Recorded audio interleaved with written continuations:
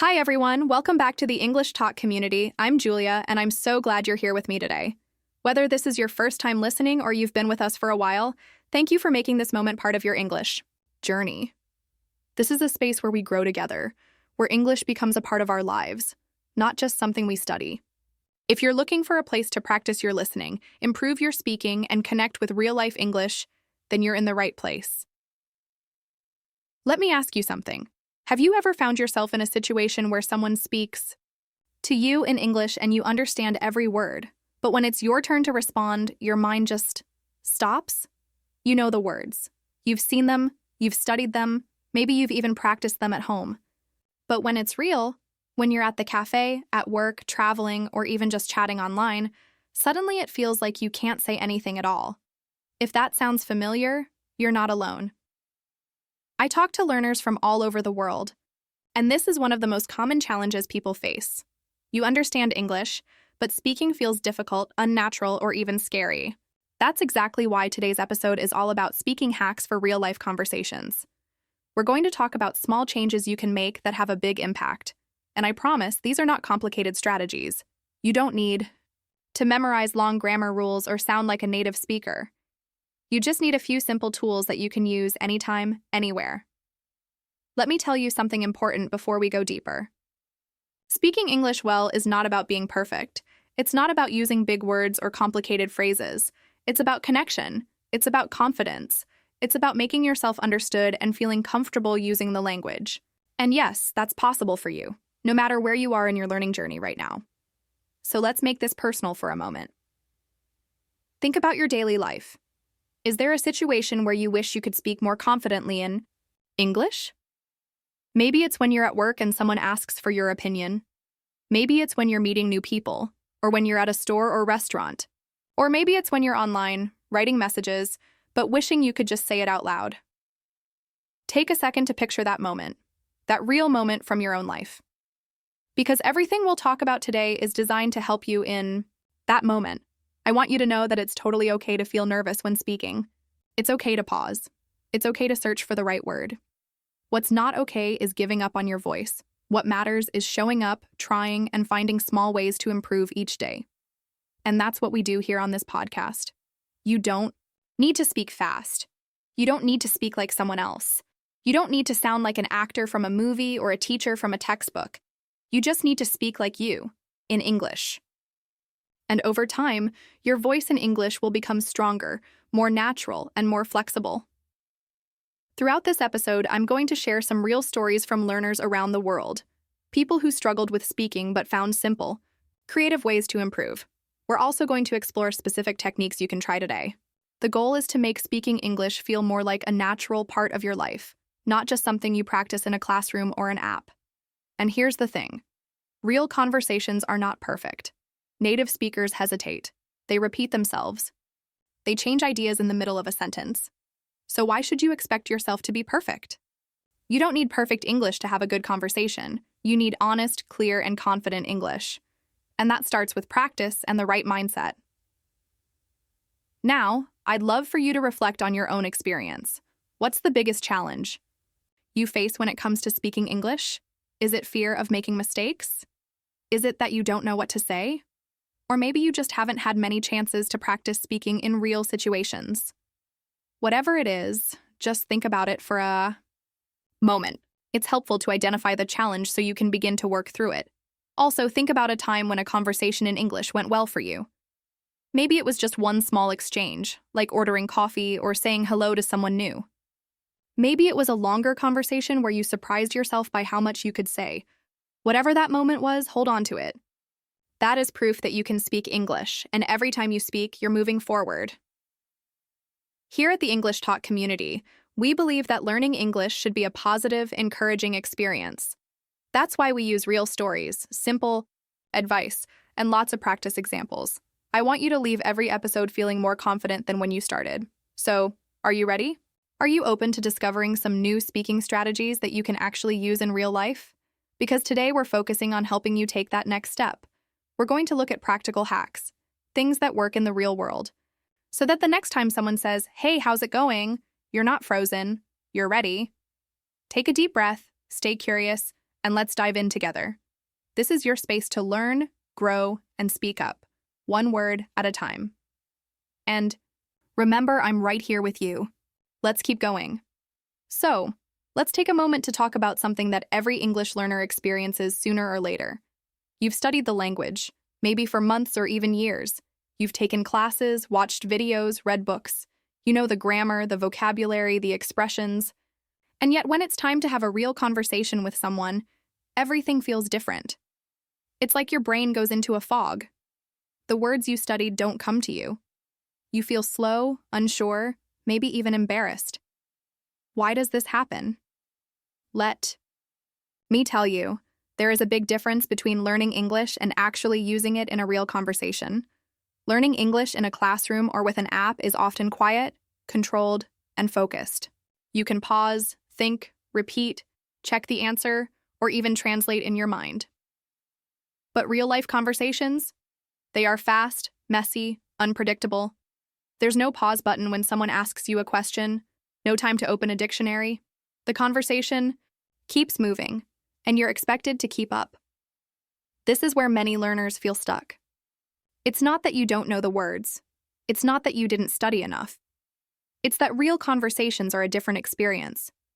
They demand not only knowledge, but also confidence, flexibility, and quick thinking. And most of us don't get enough practice with that part. Let me give you a simple example. A few months ago, I was working with a student named Raphael. He's from Lisbon, Portugal, and he has been studying English since he was a teenager. He reads well, understands most movies, and even writes excellent emails in English at work. But one day, his company received a visitor from the United States, and Raphael was asked to show him around the office. Suddenly, Raphael was not sitting behind a computer. He was face to face with a real person, and he needed to speak in English. He told me later, "Julia, I knew what I wanted to say, but it felt like my brain just stopped working.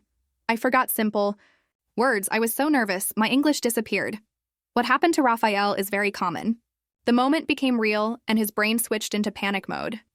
He had never practiced English in that kind of setting before, and even though he had the knowledge, his brain wasn't ready to use it in a live conversation. That's what happens when there's a gap between learning and real-world use. It's like learning to swim by reading a book. You can understand how swimming works. You can memorize the movements. But when you jump in the water for the first time, it doesn't matter how many videos you've watched. Your body has to adjust. Your brain has to feel safe. And the only way to really get better is to be in the water and move. Speaking English is the same. You need to be inside real conversations to train that skill. And that's the part that many language programs forget to include. They focus on exercises but not interaction. They give you knowledge but not experience. And that experience is what builds fluency. Another reason real conversations feel difficult is because of pressure. When you're studying alone, you can take your time.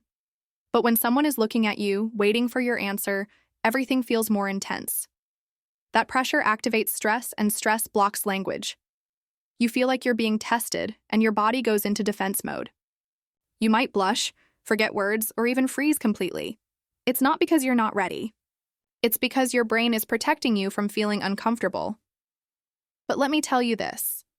Real conversations are not tests. They're not exams. They're moments of connection. And most people are not judging you. They're just happy. You're making an effort. When you change the way you think about conversation, it becomes easier to participate. You stop worrying about being perfect, and you start focusing on being present. Let me tell you another quick story. There's a woman named Eliza from Krakow, Poland. She told me that she always studied English in quiet environments. She loved grammar exercises and had great reading skills. But when she moved to Dublin for a job, she realized that speaking with people in cafes or with her coworkers felt impossible. She told me, "They talk so fast. They use words I don't know.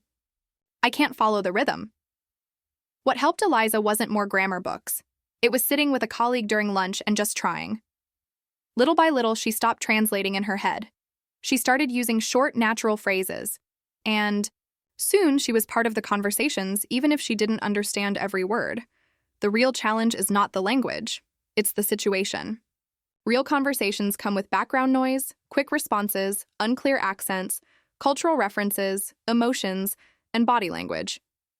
All of these things make the moment feel bigger, and your brain, which wants to be in control, doesn't like it when things are unclear.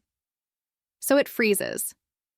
But the more you expose yourself to these moments, the more your brain learns to stay calm. So if you've ever felt like you know English but you can't speak it when you need it, I want you to know that nothing is wrong with you. You're not alone. You're just missing practice with the real thing. And the good news is that practice doesn't have to be scary. You can start small. You can make it part of your routine. Even speaking out loud to yourself can help train your brain to stay relaxed in real conversations. And that's the big idea I want to share with you here. Speaking is a skill. It's not something you memorize. It's something you build. One sentence at a time, one moment at a time.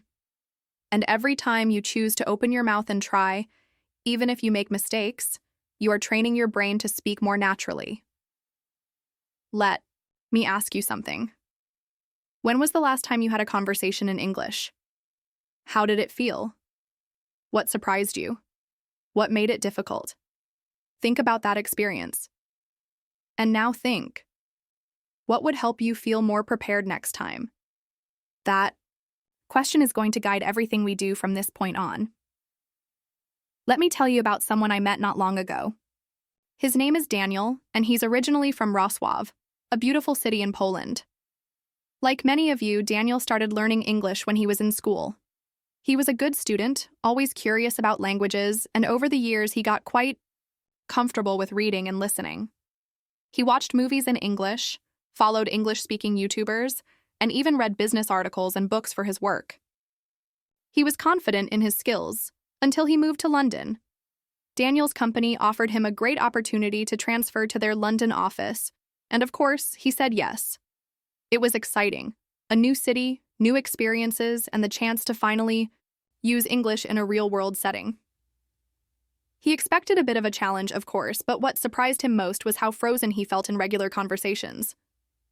He told me once, "Julia, I thought I was prepared. But on my first day, when someone in the office asked, 'How's it going?' I just stared at them. My brain had no idea what to say. It wasn't about the grammar. It wasn't about the vocabulary. It was about confidence and speed." Daniel had learned English in a structured environment: books, exercises, tests. But the real world wasn't structured. It was unpredictable. People spoke quickly, they used slang, and sometimes they didn't even finish their sentences. In meetings, they joked, interrupted each other, and expected fast replies. Daniel felt completely lost. At first, he blamed himself. He thought, maybe I'm not good enough. Maybe I didn't study hard enough. But that wasn't true. What he was experiencing is something I hear about all the time. There's a difference between knowing English and living in English. Daniel had to adjust not just his vocabulary, but also his mindset. He started paying attention to the way people really spoke, not in textbooks, but in everyday life. He noticed that most people didn't use perfect grammar when they talked. They repeated themselves, changed thoughts mid-sentence, and used simple phrases. That realization was a big moment for him. He told me, "Julia, I was trying to speak like a textbook, but no one else does that. Once I let go of trying to sound perfect, I started speaking more. But it didn't happen overnight." Daniel gave himself a small goal. Every day, he would try to speak to one person, just a few sentences. Sometimes it was the barista at the coffee shop, sometimes a colleague in the elevator. At first, those short conversations felt like a marathon, but day by day, they became easier. There was one moment that really changed things for him. It was during a team lunch. Everyone was relaxed, joking, sharing stories. Daniel was quiet, listening carefully. Then someone mentioned pierogi, and Daniel smiled and said, "That's from my country." That small sentence opened up a whole conversation. People asked questions, and Daniel shared a little about Polish food, his hometown, and even a funny story from his childhood. He told me later, "I didn't plan anything. I just spoke, and they listened. That was the first time I felt like myself in English." That moment gave him something more powerful than vocabulary. It gave him trust in his own voice. He realized he didn't have to speak perfectly to connect with people. He just had to be present and willing to try. Daniel also started using a technique we often talk about on this podcast, shadowing. He would listen to short clips of real conversations, repeat them out loud, copy the rhythm, the tone, the pauses, not to memorize, but to feel the natural flow of the language. This helped him build what I call muscle memory for speaking. The more he practiced, the faster the words came. He also created what he called his safe phrases. These were simple, natural expressions he could use in almost any situation. Things like, "That makes sense. I see what you mean," or "Let me think about that." These phrases became his safety net. When he didn't know what to say, he could use one of them to keep the conversation going, and that helped reduce the pressure. Another thing Daniel did was talk to himself. He would walk home from work and describe his day out loud, in English. It sounds strange at first, but it's actually one of the best ways to build fluency. There's no pressure, no one listening, and your brain gets used to forming sentences without stress. Daniel said it helped him organize his thoughts and build confidence in expressing them. Over time, Daniel noticed a big shift. He stopped translating in his head. He started thinking in English, especially during conversations. That mental switch, thinking in the language instead of translating, from Polish, was key. It didn't mean he knew every word, but he was able to respond faster with less hesitation, and that made all the difference. He told me, "I still make mistakes. Sometimes I say strange things, but now I laugh about it and keep going." That mindset is powerful. It turns mistakes into learning moments and fear into motivation. So if you've ever felt like Daniel, like your English disappears the moment you need it most, I want you to remember his story. You're not alone. It's not about being perfect. It's about being willing to speak anyway. The more you do it, the more natural it becomes. Let me ask you this. Can you think of a moment when you wanted to say something in English but stopped? Yourself? What held you back? And now think, what would happen if you tried anyway, even with mistakes? What would change? One of the biggest mindset shifts you can make to improve your spoken English is this. Stop focusing on building perfect sentences and start focusing on sharing clear ideas. I know. It's tempting to want to say everything the right way, to search for the perfect word, the ideal structure, the most correct way to express yourself. But real-life conversations are not grammar exams. They're about connection, not perfection. Let's take a step back and think about how communication really works. When we speak, especially in casual situations, the goal isn't to impress people with our grammar. It's to be understood. And more importantly, it's to show what we think, feel, or need in the moment. If the person you're talking to understands what you mean, you've succeeded. Let me give you a simple example. Imagine you're in a cafe in Lisbon. You've just finished your coffee and you want the check. You could try to remember a full formal sentence like, "Excuse me, would you mind bringing me the bill, please?" And that's fine. But if that doesn't come to you quickly, don't freeze. Don't panic. Don't give up. Just go for the idea. You can say, "Excuse me, the check?" Or, "Can I pay, please?" It's short. It's simple. And guess what? It works. Now let's go even deeper. When you focus too much on getting every sentence perfect, your brain becomes a classroom. It starts checking grammar rules, verb forms, articles, all while you're trying to speak. That's a lot of pressure. It slows you down and makes you second-guess yourself. But when you focus on the idea, just saying what's on your mind in the clearest way you can, you start using the language like a tool. You stop thinking like a student and start thinking like a speaker. One of my students in Munich once told me she felt embarrassed saying things in a broken way. I asked her, "Do people understand you?" She said, "Yes, usually." And I told her, "Then your English is working." It was a big moment for her. She realized that she didn't have to be perfect to be effective. She just had to be brave enough to try. Another student, Marco, from Naples, worked in a hotel and often spoke to international guests. At first, he tried to use complicated structures because he thought that's what sounded professional. But he kept getting stuck. He'd start a sentence, stop, try again, and the guest would get confused. So we tried something different. I told him, Say the idea in the simplest way possible. No pressure for full grammar, just clear meaning. The next day, he said things like, breakfast is from 7 to 10 and your room is ready now. Short sentences, clear ideas, and the communication went smoothly. Think of your ideas as building blocks. You don't have to decorate them with fancy language to make them strong. The strength is in the clarity. People are listening to you because they want to understand what you're saying, not because they want to judge your grammar. Let's try something together. Imagine you want to tell someone that you missed the bus and now you're going to be late for work. What's the perfect sentence? Maybe something like, unfortunately, I missed my bus this morning and I'm afraid I'll be a bit late to the office. That's great. But what if that structure doesn't come to you quickly? Instead of stopping and searching for perfection, just say, missed my bus. I'm late. Or, bus gone. I come soon. Are those perfect? No. Are they clear? Yes. The idea comes through. Over time, as you speak more and more, those short ideas will naturally become more complete. You'll start adding little things, like connectors, better verbs, extra details, but only after you've become confident in just speaking. That's the key. Start simple. Speak ideas, then let the rest grow naturally. One way to practice this is by describing your day out loud. Not in perfect English, just in simple ideas. You wake up and say, I get up, I'm tired, I want coffee. Then you leave the house and say, it's cold today, I need my jacket.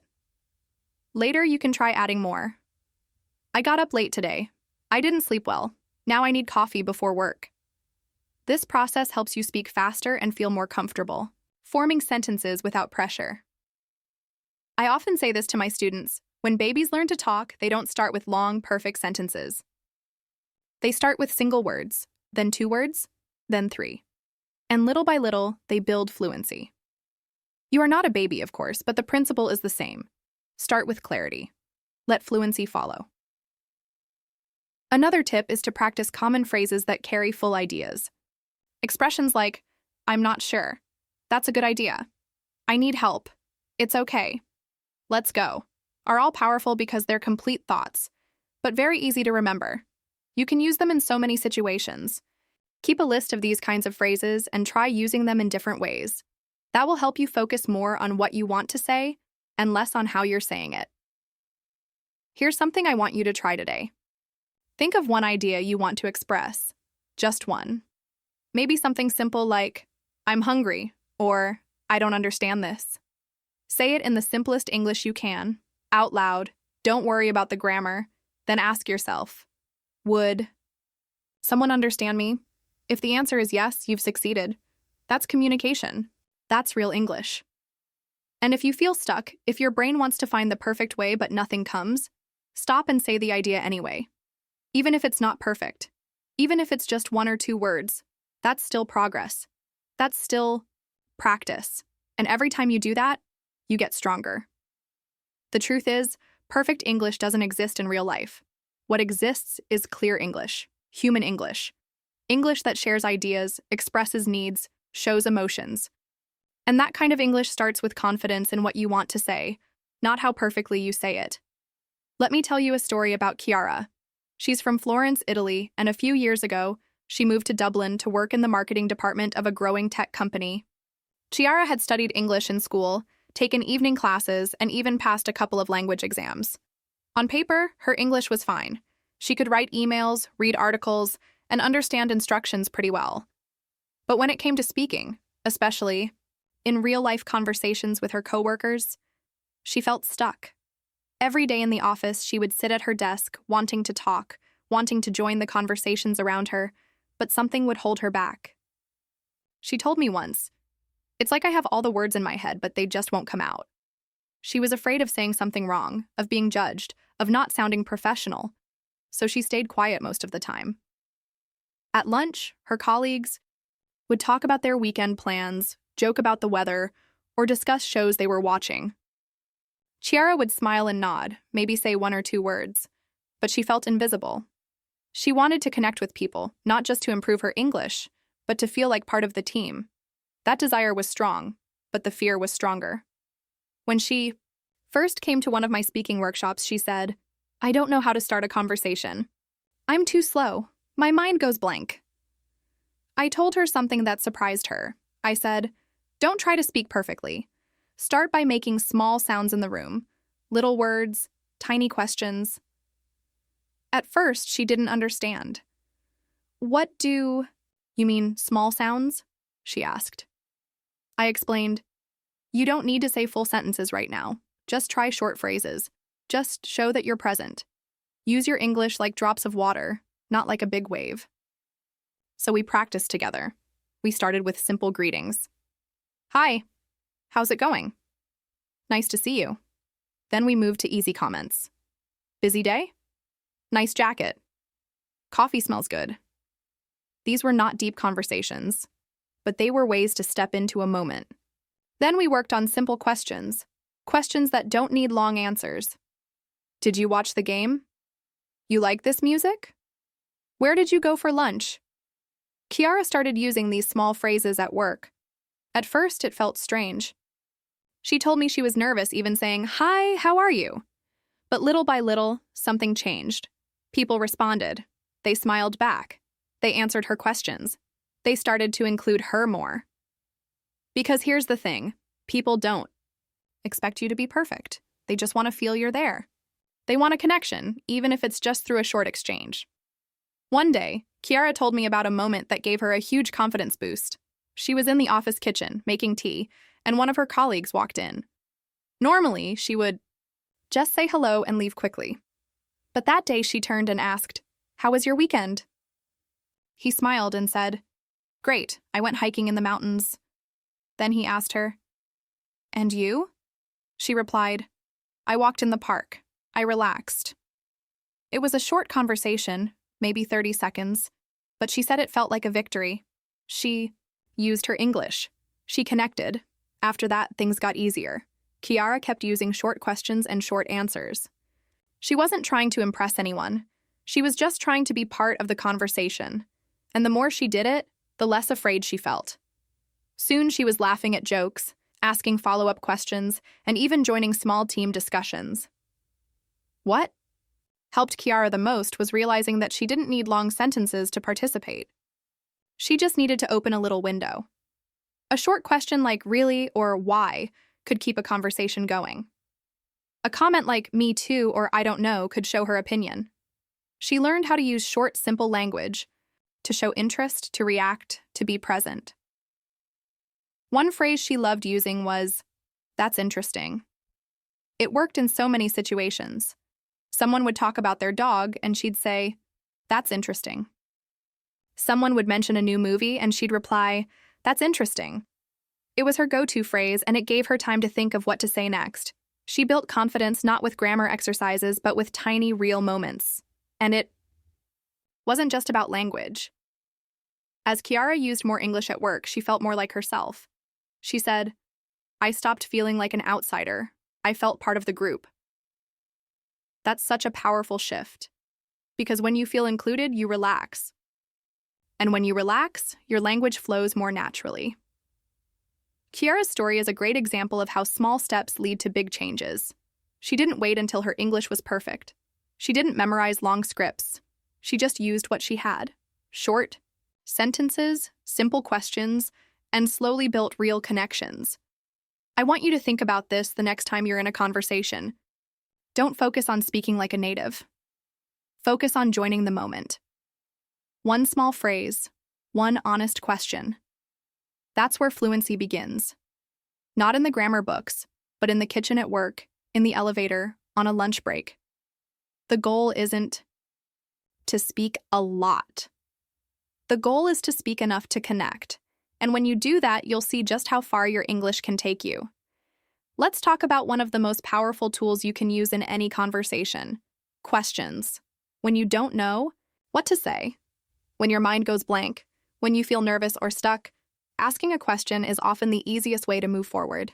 It takes the pressure off you, it invites the other person to speak, and it gives you time to think. More than that, it creates a feeling of connection. It shows you're interested, it shows you care.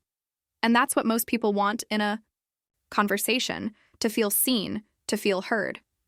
Many English learners focus so much on what they should say that they forget how important it is to listen and be curious.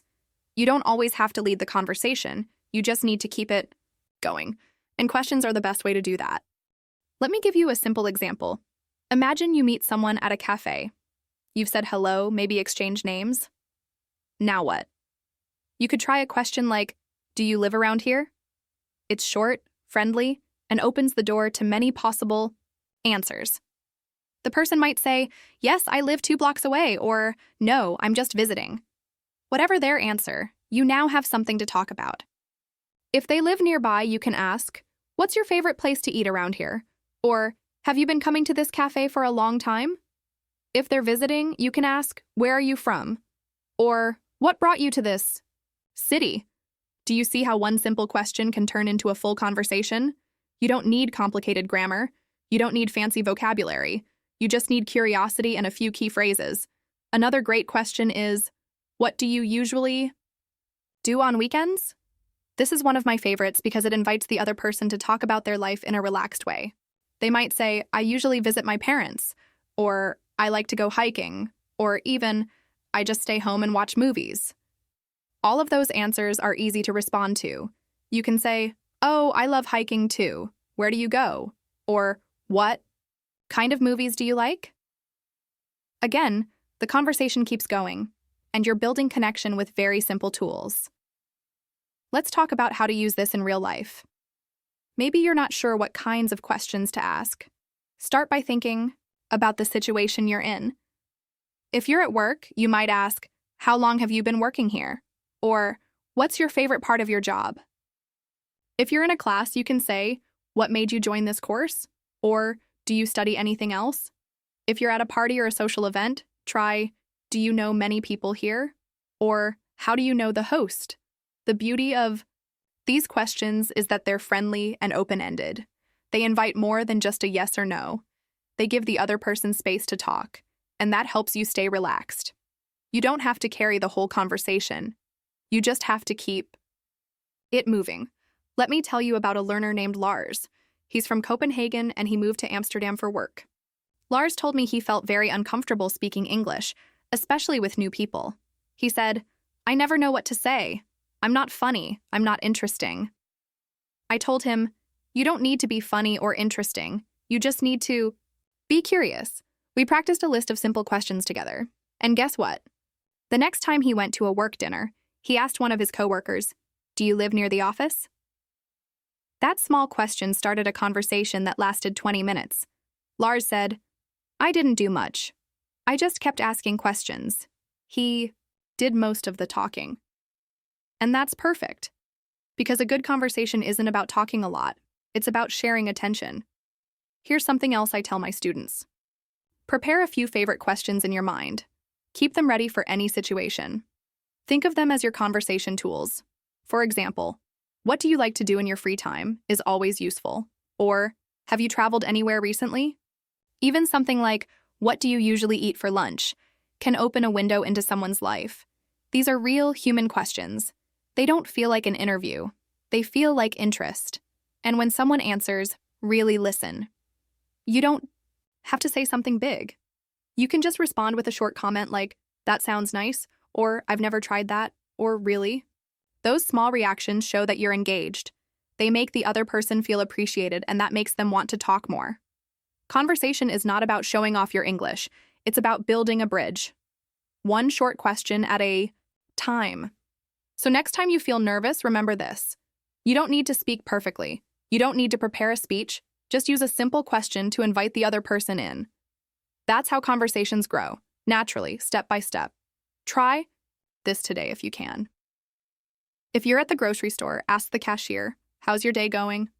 If you're on a video call, ask your colleague, "How's the weather where you are?" If you're meeting someone new, just say, "What do you do for fun?" It's not about being clever. It's about being present. And the more you practice this, the more confident you'll feel. You'll start to notice that conversations aren't tests. They're not something to pass or fail. They're just moments to share with another person. And questions are your best way in.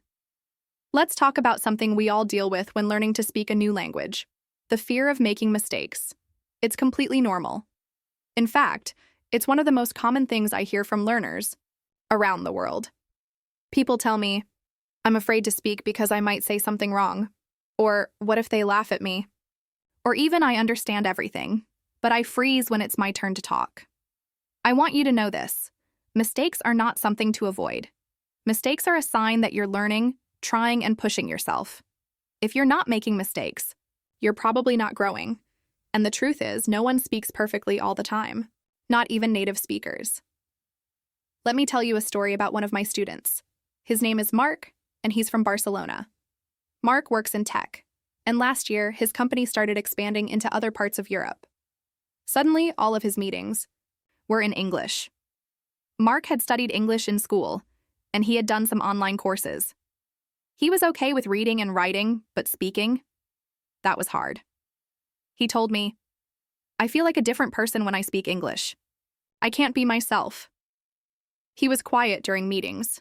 He avoided small talk. He always prepared long notes so he wouldn't get stuck. And every time he made a small mistake, he felt embarrassed for hours. One day, Mark had to present a short update to his team on Zoom. He was nervous, but he practiced a lot. Everything went fine until the end when someone asked him, Are you available next week for a follow-up? Mark wanted to say, Sure, I'm free, but instead he said, Yes, I'm cheap. Everyone on the call paused for a second. Then someone laughed, and then more people laughed, not in a mean way, just surprised. Mark turned red. He wanted to disappear. But you know what happened next? Someone said, Don't worry, Mark, that was actually really funny. And then someone else said, I said something similar once. I told a client I was excited to be pregnant instead of excited to be present. The mood changed. People started sharing their own language mistakes, and Mark realized something very important.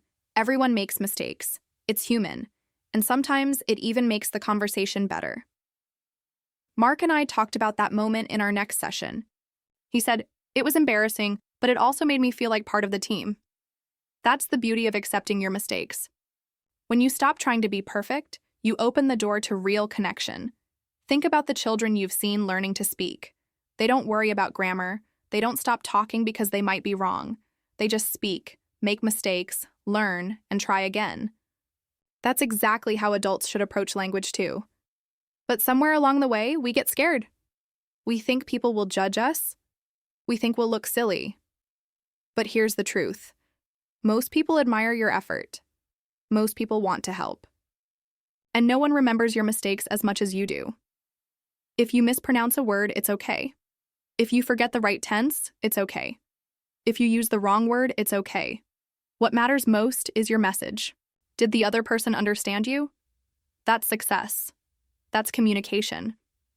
And mistakes are full of lessons. Every time you say something a little off, your brain remembers. You're training it. You're building patterns. And next time, you'll be just a little bit better. But if you never speak, if you only think about the rules, you don't give yourself the chance to grow. You stay in the safe zone. And the safe zone is not where confidence lives.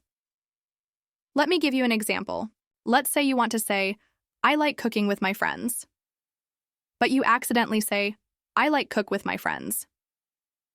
The other person will probably still understand you.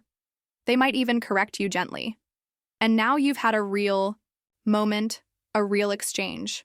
That's how fluency is built, through repetition, not through perfection. There's a phrase I love that says, confidence doesn't come from always being right. It comes from not being afraid to be wrong. That's something I want you to carry with you every time you speak English. You don't need to be right, you need to be brave, you need to show up, you need to keep talking. Another learner I worked with, a woman named Sophia from Milan, once told me she practiced every conversation in her head before she had it. She said, I write it in my mind, like a script. But then the person says something unexpected and I panic. I told her, that's because real conversations aren't like scripts. They're like jazz, improvised, surprising, full of rhythm and mistakes.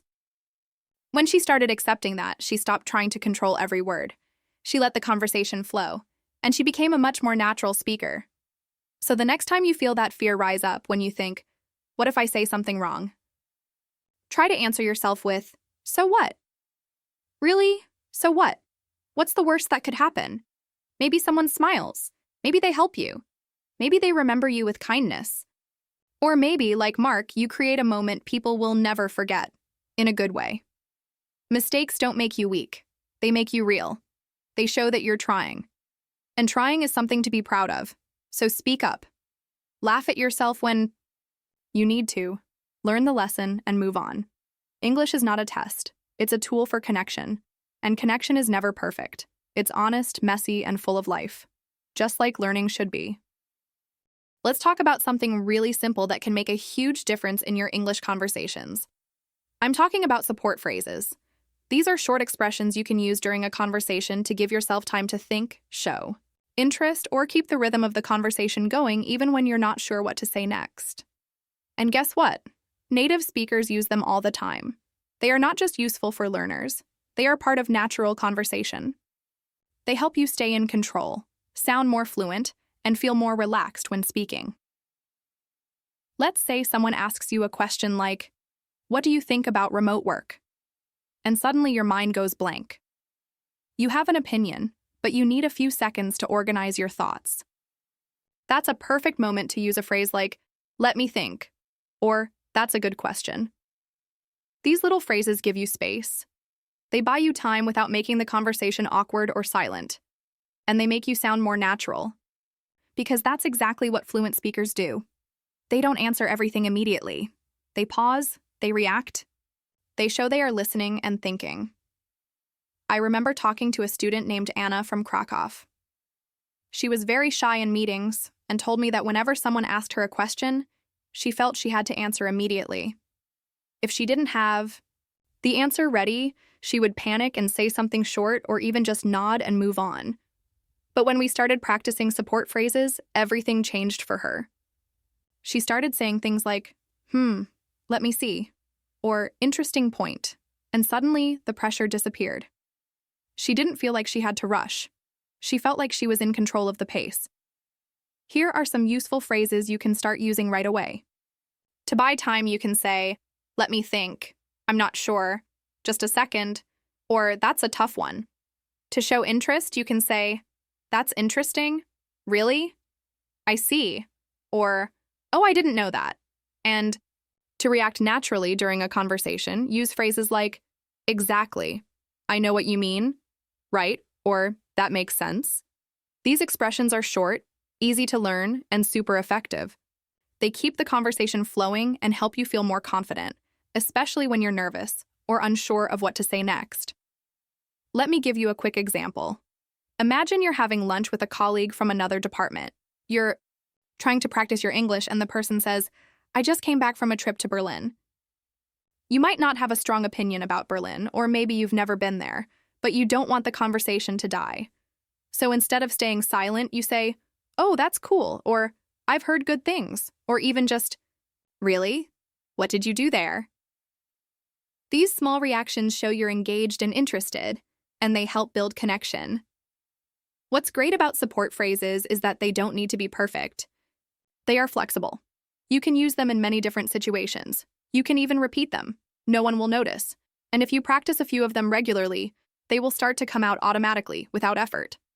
Think of them like tools in your pocket. When you need a moment, you just reach for one. Another example, I worked with a man named Eliza from Athens. He was great at grammar and vocabulary, but he told me his conversations often felt unnatural, too fast, too robotic. When we looked closer, we noticed he never used support phrases. He answered questions directly, without reacting or responding to the other person's words. So we practiced. Every time someone said something, he would add a small reaction before replying. Instead of just saying, "Yes, I like it," he would say, "Oh, I see. Yes, I like it." That one little phrase made his conversations feel warmer, more human, and people responded differently too. They started opening up more because they felt he was listening, and that's another benefit of these phrases. They show that you are listening. In English-speaking cultures, active listening is very important. People expect a response, even if it's small. If someone tells you, "I had a long day," and you say nothing, it can feel a bit cold. But if you say, "Oh, really?" or "sounds exhausting," that small comment makes a big difference. It keeps the conversation alive. If you're wondering how to practice these phrases, here's something simple you can do. Watch a short video or a scene from a TV show in English. Every time a character says something, pause the video and try to react as if you were in the conversation. Say, "Wow," or "That's funny," or "I didn't know that." Get used to the rhythm. Try different expressions. You can even record yourself to see how natural you sound. The more you do this, the easier it gets. Another way to practice is with a partner or language exchange friend. Set a rule for your conversation. Before every answer, use a support phrase. It can feel strange at first, but it builds the habit. And soon, it becomes second nature. Just like saying "bless you" when someone sneezes or "thank you" when someone helps you, support phrases become automatic. They become part of your voice in English. So remember, you don't need to speak fast or say everything perfectly. You just need to keep the conversation going. And support phrases are your secret weapon. They make you sound thoughtful, friendly, and fluent. Start with one or two. Use them in real conversations. See how people respond, and keep going. You're doing great. I want to tell you about someone who made a big change in the way she spoke English, just by using very small phrases. Her name is Lila. She's from Paris. And when we first started working together, she told me something I've heard many times before. She said, "I understand a lot of English, but when it's time to speak, I freeze." I asked her why she thought that happened, and she said it felt like she needed to speak in full, correct sentences every time. And that pressure made her nervous, especially in real conversations with native speakers. Layla had been learning English since school, and she had a good foundation. She knew grammar, vocabulary, and had done lots of written exercises. But when she moved to Dublin for work, she realized how different real conversations were. Her colleagues would speak quickly, using slang and expressions she wasn't used to. And instead of feeling motivated, she felt left out. In meetings, she rarely spoke. At lunch, she would smile and nod, but she didn't join the conversations. It made her feel isolated, even though people around her were friendly. One day during our session, I asked her to describe a normal workday. She paused for a long time before saying anything. When she finally spoke, her sentences were long, complicated, and filled with hesitation. She was trying so hard to say everything perfectly that the whole process became stressful. I stopped her and said, "Layla, forget perfect sentences. Just tell me what happens. Use short phrases if you need to. Use words like then, after, that. I go. I check emails." She laughed and said, "But isn't that too simple?" And I said, "Not at all. That's how we speak in real life. We practice that way for a few sessions." I asked her simple questions, and she answered using short, clear phrases. At first, it felt strange for her. She kept trying to correct herself or add more details, but over time, she started relaxing. The turning point came when we introduced support phrases. Expressions like, "Let me think, I guess," "That's a good question," and "I'm not sure" became part of her practice. She didn't need to say everything right away. She learned to slow down, take her time, and show that she was thinking. That made a huge difference. A few weeks later, she told me about a moment at work that felt like a small victory. During a team meeting, someone asked her opinion about a client project. Normally, she would stay quiet or give a very short answer. But this time, she took a breath and said, "Let me think. I think the client wants more detail." It wasn't a long answer. It wasn't perfect, but it was natural. And after she spoke, someone else added to her idea. It became part of the discussion. She told me, "I felt like I was finally part of the team." That's the power of small support phrases. They may seem simple, but they help you start. And once you start speaking, it becomes easier to keep going. Layla began using these expressions in more situations, at lunch, in small conversations, even when chatting with her neighbors. She would say things like, "Really?" or "Oh, I didn't know that," just to keep the conversation moving. And she noticed something interesting. People started including her more. They saw she was engaged. They responded warmly, and that gave her even more confidence. Another thing that helped her was writing down a few of her favorite expressions on sticky notes and keeping them near her desk. That way, during calls or meetings, she had reminders in front of her. If she needed a second to think, she could say, "That's interesting," or "Let me check on that," instead of panicking. She told me it felt like she had little tools she could rely on, and that helped her feel more prepared. One of my favorite things Lila said was, "I stopped trying to sound like a textbook. I started trying to sound like a person." And that's exactly the mindset shift that helps English learners improve their speaking. When you stop aiming for perfection and start focusing on connection, your English becomes real. People don't care if your grammar is perfect. They care if you're present in the conversation. They care if you're listening, reacting, and trying to communicate. That's what makes someone a good speaker, not flawless language, but real interaction. Layla also started practicing in her daily life. She would walk around her apartment and talk out loud to herself. Things like, "Okay, now I'm making coffee." Or, "Let's see, what should I wear today?" She used support phrases even when she was alone. That helped them become natural. It's like training your brain to switch into English mode. The more you do it, the easier it gets. Eventually, she started helping new international colleagues who were also struggling with English. She became someone people turned to, not because her English was perfect, but because she understood what it felt like to be unsure, and because she had built confidence through simple, real conversation. Layla's story is a great example of how a small change in mindset can lead to big results. She didn't memorize more grammar rules. She didn't learn 1,000 new words. She just started using real, everyday language, and that opened the door to better conversations, more confidence, and stronger relationships at work. Now, let's talk about something that might seem a bit unusual but can make a big difference in your English speaking. It's a tip that I always give to my students, and it's called practicing out loud. Yes, I'm talking about speaking by yourself. Now, I know this might sound strange. You might be thinking, "Julia, why would I talk out loud when no one's listening?" But I want you to think about it as training your brain to think in English, and not just when you're in class or talking to someone else. When you practice speaking out loud, you're getting your brain and your mouth to work together in real time. You don't have the luxury of thinking in your first language and then translating. Instead, you're forming ideas directly in English, and that makes a huge difference when you're in real conversations. The more you practice out loud, the more natural and confident you'll sound. Think about it this way. When you were a child, you learned to speak by listening and repeating things you heard from others. You didn't sit in a classroom reading grammar books to learn how to speak. You learned by mimicking.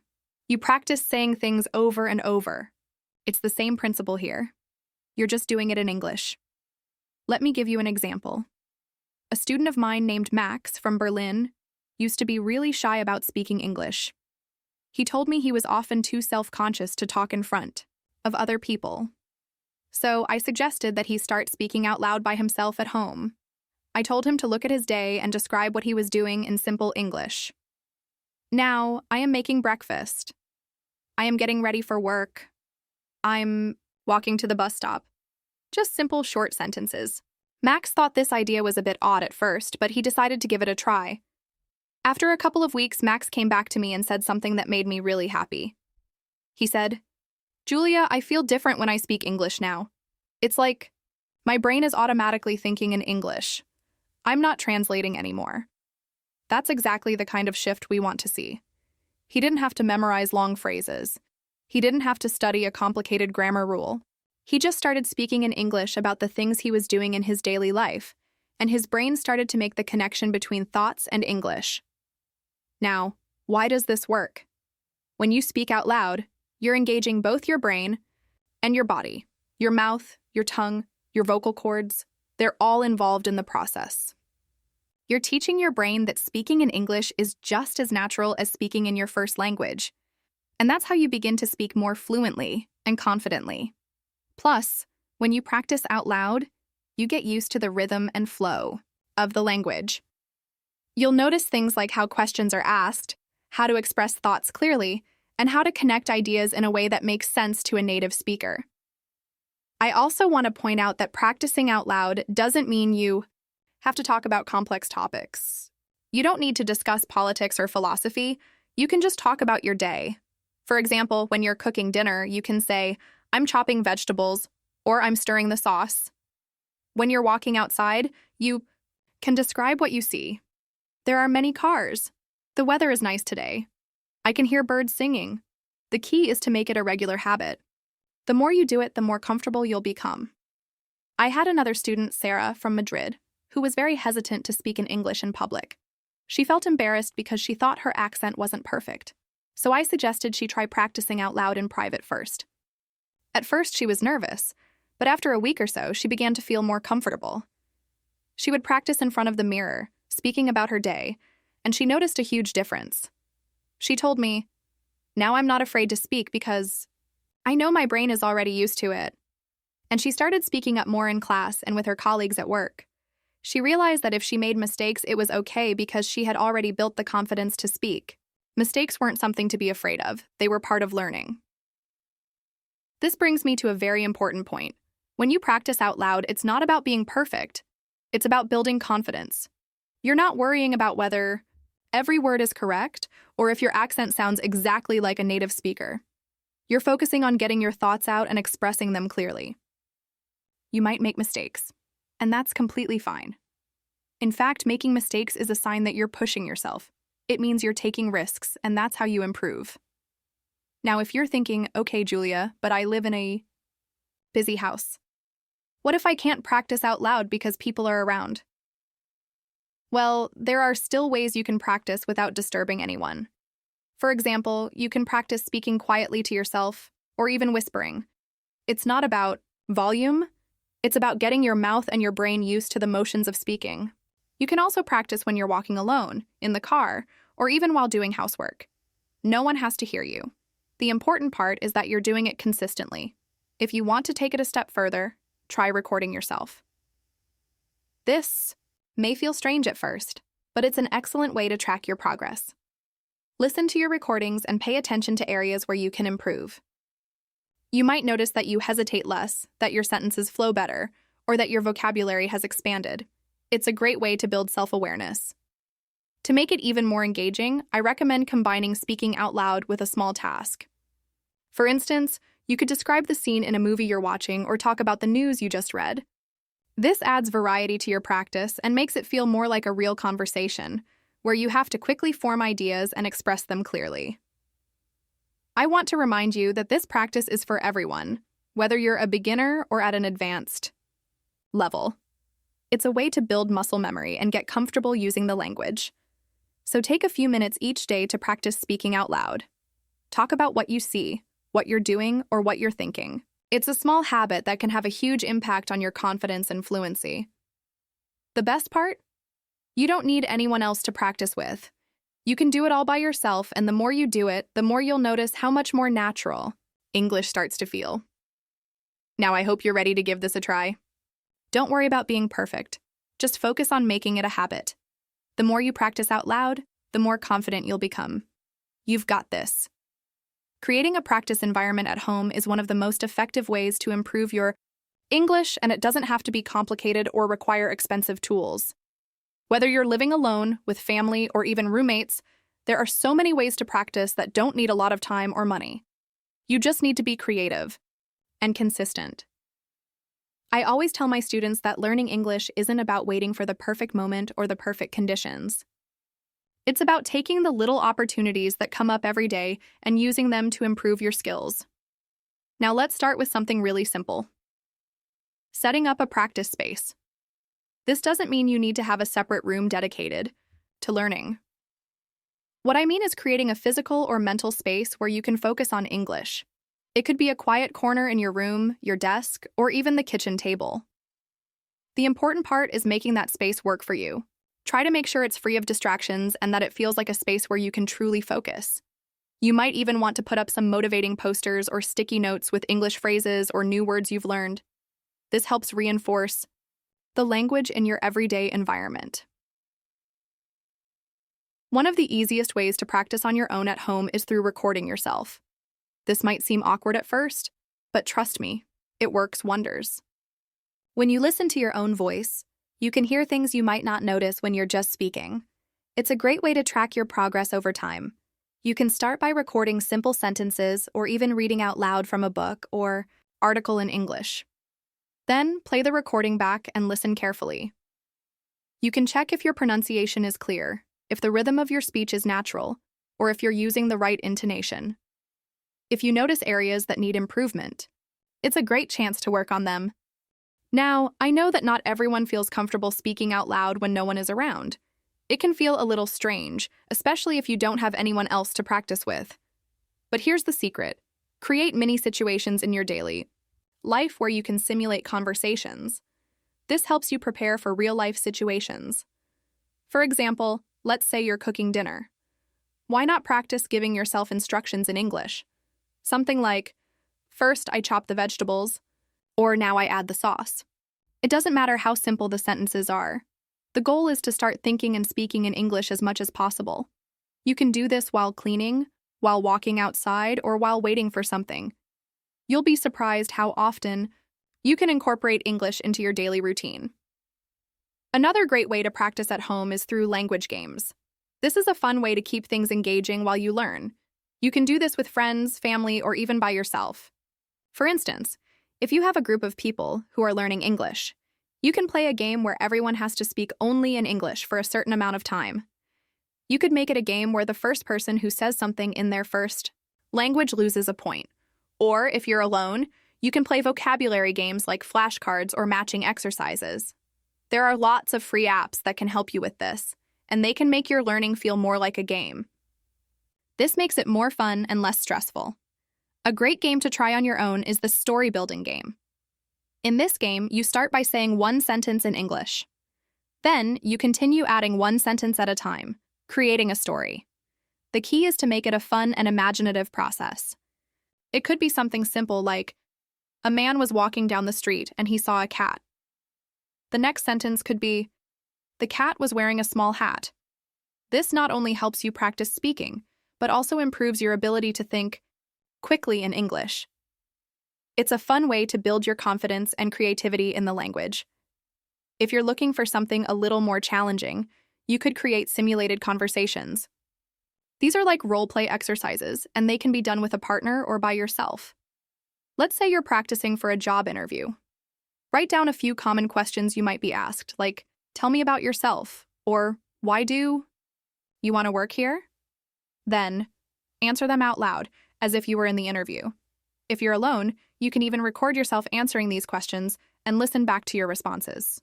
This is a fantastic way to practice for real situations, whether it's a job interview, meeting new people, or just traveling. For those of you who enjoy a more structured form of learning, you could create a learning schedule and stick to it. Dedicate a certain time of the day to English practice, just like you would for any other important task. During this time, focus on one specific activity, whether it's listening, speaking, or reading. By making it a part of your routine, you'll create a habit that doesn't feel like a chore.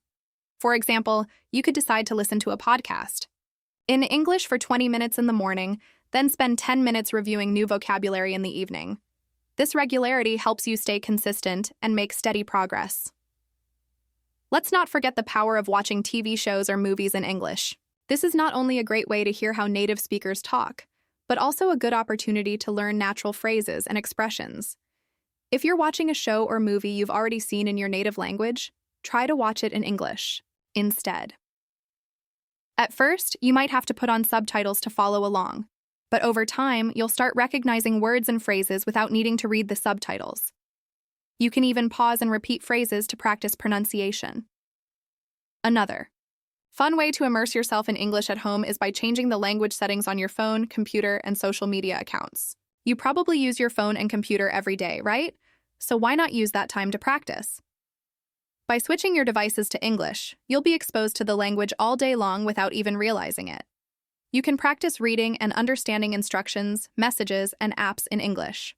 This is a subtle yet very effective way to get more exposure to the language. One more method I want to share with you is starting a conversation journal. This is a simple idea. At the end of each day, write a short summary of something you did or thought about in English.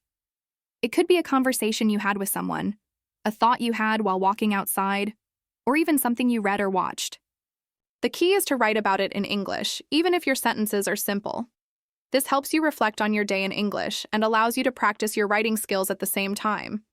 Plus, over time, you'll notice how your writing improves and how your vocabulary starts expanding. By using some or all of these techniques, you can easily create an environment for learning English at home. The most important thing is to stay consistent. The more you practice, the more comfortable you'll become with the language. So take a moment today to set up your own practice space, find a game or activity that works for you, and start building a routine that fits into your life. It's all about making English a part of your daily environment, and with time, you'll see how much progress you've made. In today's episode, we're going to focus on a very simple yet powerful tip for improving your spoken English, connecting sentences using simple words. You might be thinking, is that really a game changer? The answer is yes. Using basic connecting words can make your speech flow more naturally and help you sound more confident in conversations. Often, when we learn a new language, we focus so much on getting the words and grammar exactly right that we forget about how to link those ideas together in a smooth and natural way. In English, there are a few basic words, like and, but, and so, that can really help you achieve this. These words may seem small, but they make a big difference in how you communicate. Let's start with one of the most common connectors, and. This simple word can do wonders when it comes to linking ideas. Think about it. When you want to talk about two things or actions, you often use and to combine them.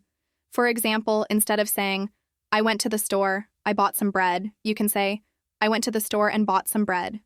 You've connected the two sentences, and it sounds much more natural. Now, the beauty of and is that it's so flexible. You can use it to connect many things, actions, ideas, objects, anything. You can also connect longer thoughts. For example, instead of saying, I like playing soccer, I also like reading books, you could say, I like playing soccer and reading books. It makes your speech flow better, and it doesn't interrupt the conversation. You're simply connecting your ideas, which makes you sound more fluent and confident. The second word we're going to talk about is so. It's a great connector because it shows cause and effect. You use it when you want to explain why something happened or give a reason for what you said. For example, imagine you're telling a story to a friend about how you got to work late. You could say, I woke up late, so I missed the bus. You see how the word so naturally links the two ideas? It helps your listener understand the cause and effect of what happened. Another example might be, I was tired, so I decided to go home early. In this case, so makes it clear that being tired was the reason for your decision. Using so like this makes your speaking sound more fluid, and it helps you explain things more clearly. And then there's but. This word is perfect when you want to show contrast or present an opposite idea. For example, if someone asks you about your weekend plans, you could say, I wanted to go hiking, but it rained all day. Here, but shows that your plans didn't work out the way you expected because of the rain. It's a simple but very effective word for making your speech more engaging and real. You can also use but to compare ideas or situations. For example, I enjoy cooking, but I don't have much time for it. Here, but helps you present two contrasting pieces of information, what you enjoy and what prevents you from doing it. This is a great way to keep the conversation interesting because you're giving more context and showing your thoughts clearly. These connecting words are so simple, yet so powerful. They help you move from one idea to another without feeling like you're losing your flow. Imagine trying to explain something without using any connectors. You might end up with a lot of short, choppy sentences, which can make it harder for people to follow what you're saying. But when you use words like and, so, and but, your sentences come together more naturally, and the flow of your conversation improves. I'd like to share an example of a student who really benefited from focusing on these connectors. Her name is Marta, and she's from Spain. Marta had been studying English for a while, but she always felt like her conversations were a bit disjointed. She could speak, but her sentences often sounded too simple, and she had trouble linking her ideas together. One day, I asked her to try using and, so, and but more often in her conversations. She started practicing by recording herself telling a story about her weekend. At first, her story was broken up into lots of short sentences. I went to the park. It was sunny. I met my friend. We played tennis. After we worked together, Marta began using more connectors. I went to the park, and it was sunny. I met my friend, and we played tennis. It was a small change, but it made a big difference. As Marta practiced more, she started using so and but naturally in her conversations too. I went to the park, but I didn't stay long because it started to rain. So I decided to meet my friend at a cafe. The story was smoother, and Marta felt more confident because her speech wasn't broken into disconnected parts. She could speak more naturally, and her listeners understood her ideas more clearly. What's important to remember is that you don't need to use complex words or sentences to sound fluent. Often, the simplest connectors, like and, so, and but, are all you need to make your speech sound more natural and effortless. So, next time you're practicing English, pay attention to how often you can use these connectors in your sentences. Start by connecting two ideas at a time, and as you get more comfortable, try linking longer thoughts together. Don't worry about making your sentences perfect.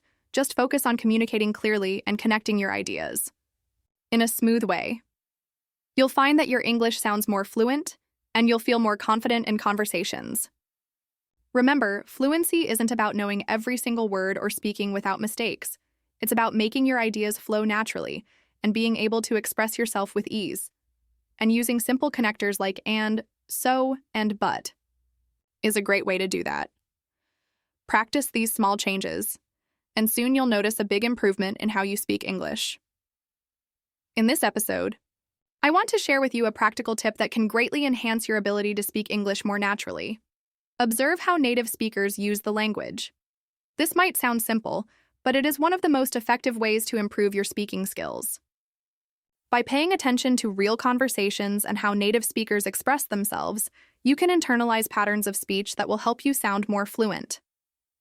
Now, I know many of you have probably already been exposed to English through books, lessons, and vocabulary exercises, but there's a difference between learning English in a classroom setting and understanding how it's used in the real world. In real-life conversations, native speakers don't always follow textbook rules. They speak with more fluidity, use contractions, slang, and often don't speak in perfect grammar. But the beauty of this is that it's how English is actually spoken day to day, and by paying attention to these nuances, you can start to sound much more natural in your own conversations. One of the best ways to observe how native speakers use English is by watching videos, listening to podcasts, or even paying close attention to conversations in movies and TV shows.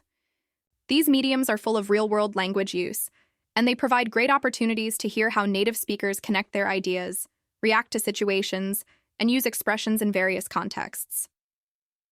Let's take a closer look at how watching videos or listening to podcasts can help. When you watch a movie or a video, notice how the characters speak. Do they say, "I will go to the store"? Or do they say something more natural like, "I'm going to the store"? Most likely, they'll use contractions and simpler structures. This is how native speakers communicate in everyday life. They don't always focus on making their sentences perfect. They focus on getting their point across in a clear and efficient way. By watching these videos, you get a chance to hear this language in action, which will help you mimic it in your own speech. For example, in a conversation between friends, one might say, "What's up?" instead of, "How are you doing today?"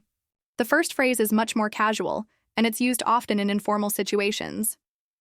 If you hear a native speaker using this phrase repeatedly, you'll start to recognize it as a natural way to greet someone. You might also hear phrases like, "I'll catch you later," or "It's not a big deal" in everyday situations. These are expressions that are commonly used by natives, but may not always show up in textbooks. The more you listen to these expressions, the more comfortable you'll become using them yourself. Podcasts are another great resource for learning how native speakers communicate. Listening to podcasts allows you to hear real conversations, interviews, and discussions. A lot of podcasts are more conversational, so you get to hear how people speak informally. They might use phrasal verbs, idiomatic expressions, or even interrupt each other while speaking, just like in a normal conversation. If you're listening to a podcast in English, try to focus on how the hosts or guests connect their ideas, how they react to one another, and the phrases they use. Take note of expressions that stand out to you, and try to incorporate them into your own speech. What's great about podcasts is that you can listen to them anytime, anywhere, You can even pause and rewind to catch phrases or words that you didn't quite understand. This repetition will help reinforce those patterns of speech in your mind. And don't worry if you don't understand everything right away. The goal is to get familiar with the flow of the language, and over time, you'll start recognizing and understanding more. Another thing to notice in these videos, podcasts, or TV shows is the rhythm and intonation of the speakers.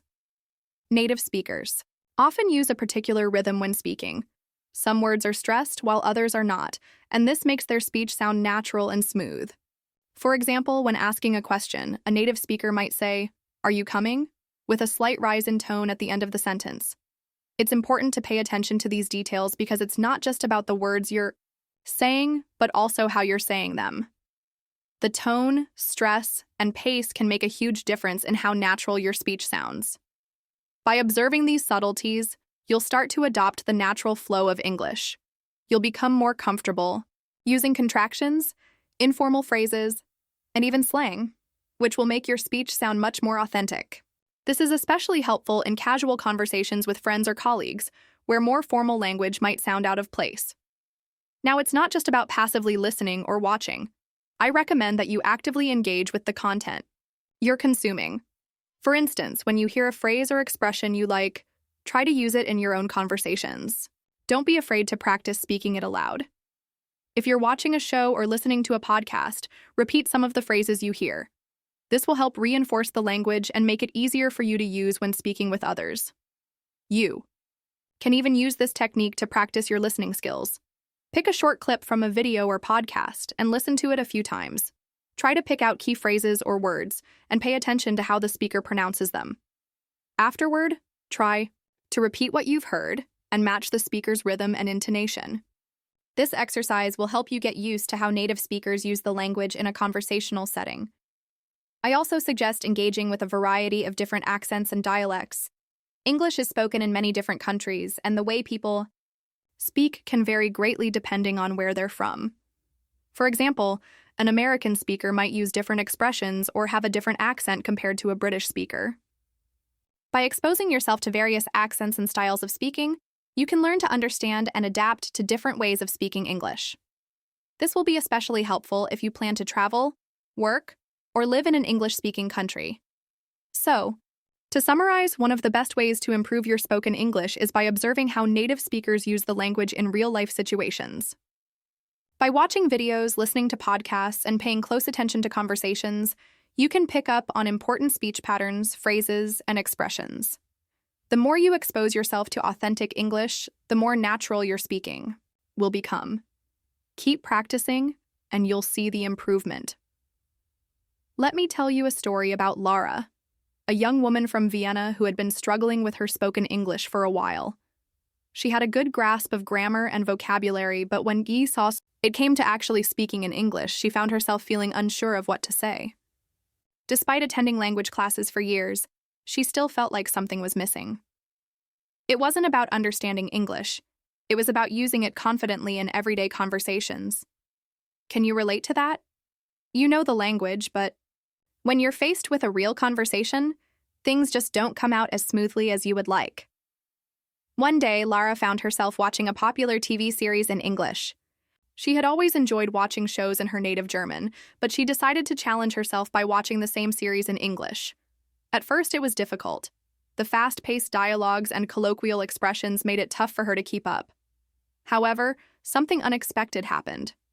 She started to notice how the characters spoke, how they phrased their sentences, and how they used simple words to express complex ideas. That's when Lara had an idea. Why not imitate how the characters spoke? She thought it might help her sound more natural and confident in her own conversations. Lara decided to focus on one particular character from the show who spoke in a casual yet clear way. This character wasn't trying to sound overly sophisticated. They just spoke naturally, as if they were having a real conversation with a friend. Lara loved how effortless the character's speech seemed, and she realized that this is what she needed to do in her own English conversations. It wasn't about perfect grammar or using complicated vocabulary. It was about sounding natural and confident, just like the character on the show. Lara started by repeating phrases she heard from the character. She would pause the show and repeat the lines out loud, trying to match the character's tone and rhythm. At first, it felt a bit awkward. She wasn't used to hearing herself speak English in that way.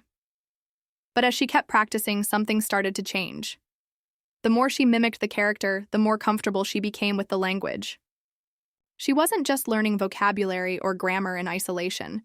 She was learning how to speak English in a more natural, fluid way. Lara didn't stop there.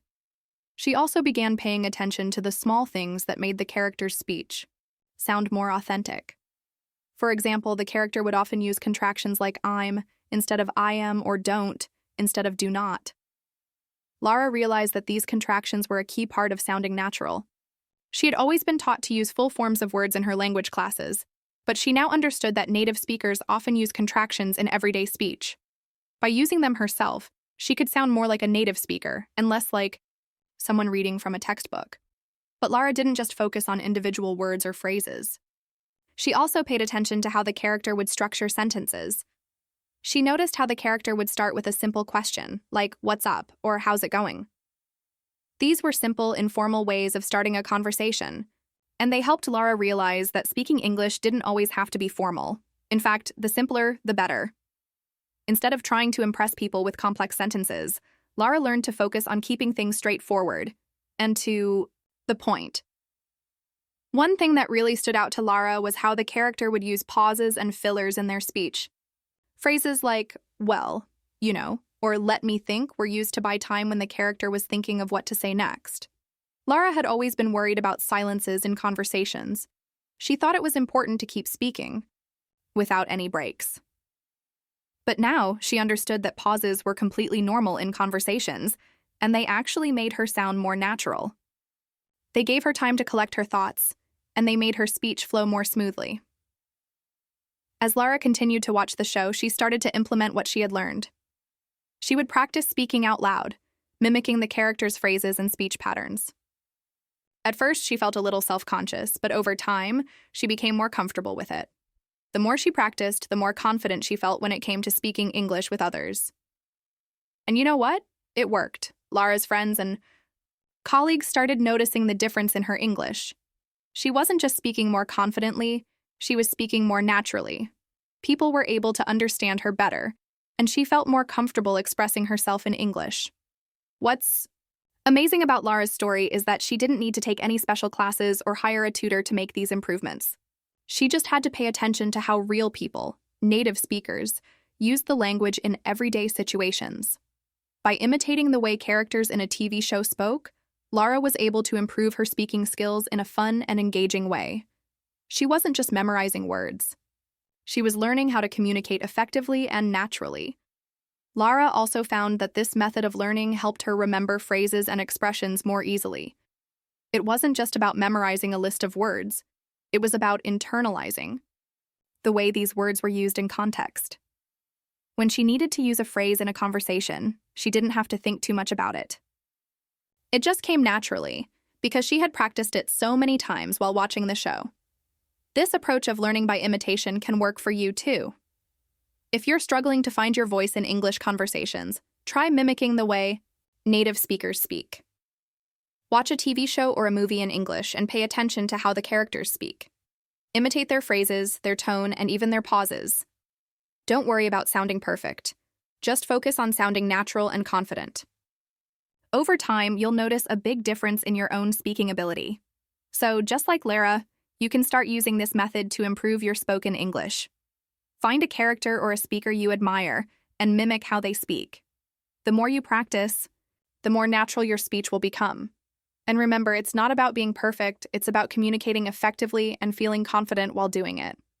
I want to take a moment to remind you that learning English is not a race, but a journey, and it's one that you're on right now. I know that at times you might feel frustrated or wonder if all your effort is paying off, but let me tell you, it is. Every little step you take, no matter how small, is progress, and that progress will add up over time. This process, this experience of improving your English is all about practice, consistency, and being kind to yourself along the way. You may be someone who practices every day, or maybe you're just starting, and that's perfectly okay. Wherever you are in this journey, remember, it's not about perfection. It's about taking action and making progress. one conversation at a time. It's about gaining the confidence to speak up and share your ideas without worrying about being perfect or saying something wrong. The more you practice, the more you'll notice that the words start to flow more easily. You'll begin to feel more natural when speaking, and those little improvements will build up until you're speaking with a confidence you never thought possible. Now, I want you to think about how often you've been practicing in the past. Have you been consistent? And if not, that's okay too. The key is to keep going, to show up for yourself every day, no matter how small the effort might seem. Even a few minutes of practice every day can make a big difference. It's not about cramming everything into one long session. It's about spreading it out over time and making it part of your routine. It's also about finding joy in the process. The more you can make learning enjoyable, the easier it will be to stay motivated. Learning English shouldn't feel like a chore. If you find yourself getting frustrated, take a step back and remind yourself of why you started in the first place. Whether it's to travel, to improve your career, or simply to feel more comfortable in conversations, hold on to that reason. It will fuel your persistence when the going gets tough. Sometimes, we get caught up in comparing ourselves to others, especially when it comes to language learning. You might look at someone who seems to speak effortlessly and think, why am I not there yet? But remember, everyone's journey is different. You don't know how long it took them to get to where they are, and you certainly don't need to measure your progress against theirs. What matters is that you're making progress in your own time, and that is something to be proud of.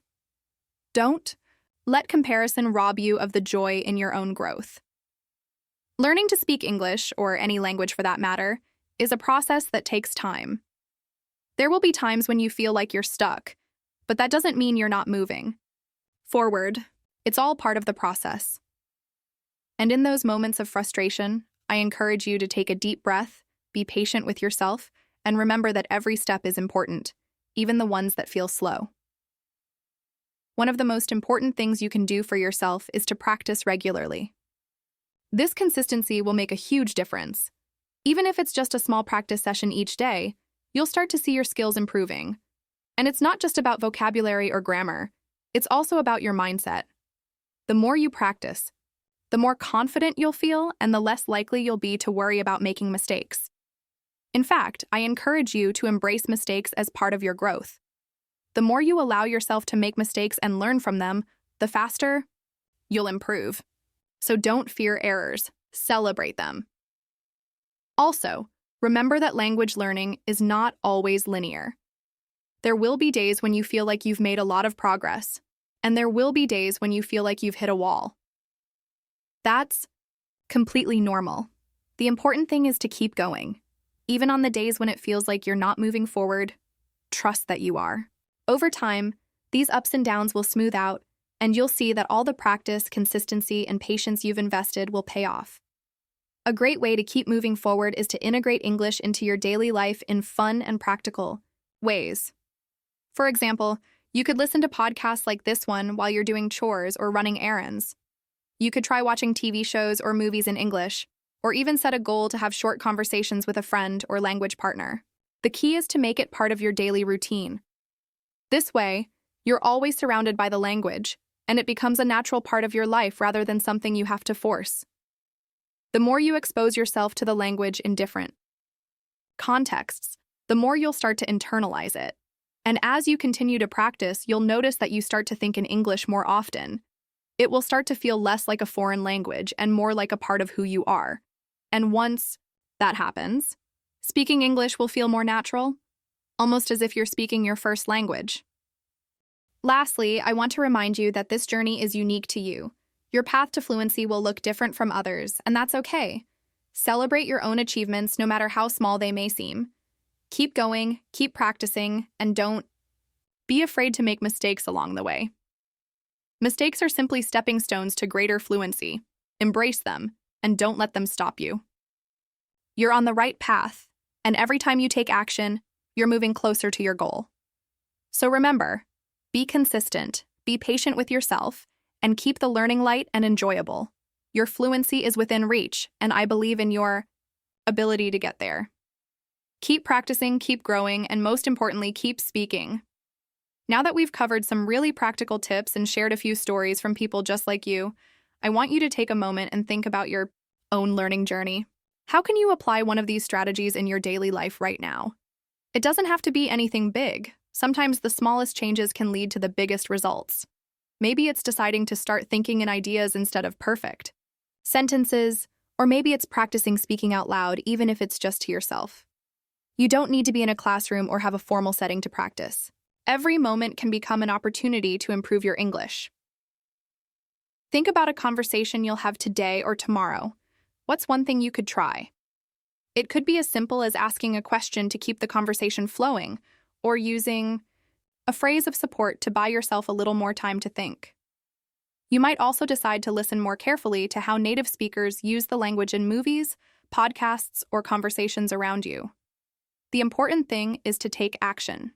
Even if it feels a little uncomfortable at first, remember that it's all part of the process. Practice is the key, and consistency will make all the difference over time. Learning a language is often about small steps that add up. It's about making a commitment to practice, even when it's not perfect. If you're able to make time for these small actions, whether that's listening to an English podcast while you're getting ready in the morning or using a new phrase in a chat with a friend, you're building the muscle of fluency. Just like any other skill, the more you practice, the easier it becomes. The important thing is not to put too much pressure on yourself to do everything at once. Take it one step at a time. If you're feeling inspired, take a moment after this episode to write down 1 or 2 ways you can start using the tips we've discussed. It might help to reflect on any challenges you've faced recently in conversations and think about how one of these approaches could make a difference. Maybe you've found yourself getting stuck when trying to speak, or maybe you've been worried about making mistakes. Now think about how you could shift your mindset to view those moments as opportunities to learn and grow. You don't need to have everything figured out right away. The key is to take it day by day and not to be afraid of trying new things. If you're not sure how to get started, don't worry. You're not alone in this. There are so many resources out there to support you, and if you continue tuning into this podcast, we'll be here to walk alongside you every step of the way. And remember, each time you apply something you've learned, no matter how small, you're moving closer to your goal. It's about making progress, not perfection. Keep pushing yourself to practice, to make mistakes, and to grow. Keep pushing yourself to engage with English in ways that feel natural and comfortable for you. The more you embrace this process, the easier and more rewarding it will become. So, as you go about your day, try to keep these tips in mind and think about how you can implement them. Don't worry about being perfect, and don't get discouraged if things don't go exactly as planned. Just keep showing up and keep practicing. Over time, you'll start to notice a difference, and that's when the real magic happens. I also encourage you to keep learning with us. We've covered a lot in this episode, and there's so much more to explore in future ones. If you found these tips helpful, I'm sure you'll enjoy diving even deeper into the topics we'll be discussing in upcoming episodes. Each episode is designed to give you practical, real-life tips to help you become more fluent and comfortable in English. So, stay tuned and keep practicing. We're here to support you on your journey to mastering the language, one conversation at a time. As you reflect on how you can apply what you've learned today, take a moment to think about your long-term goals. Do you want to be able to speak with more confidence in professional settings, or do you simply want to have more comfortable conversations with people from all over the world? Whatever your reason is for learning English, remember that every step you take brings you closer to your goal. And if you ever need a little extra motivation, just remember that you're not in this alone.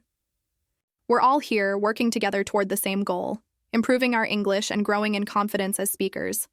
So, as you move forward, keep practicing, keep trying new things, and most importantly, keep believing in yourself. Now, take a deep breath, smile, and know that you've already made progress. Keep going, and I look forward to continuing this journey with you. Don't forget to check out other episodes for more tips and encouragement to help you on your path to fluency. Keep speaking, keep learning, and I'll talk to you again soon.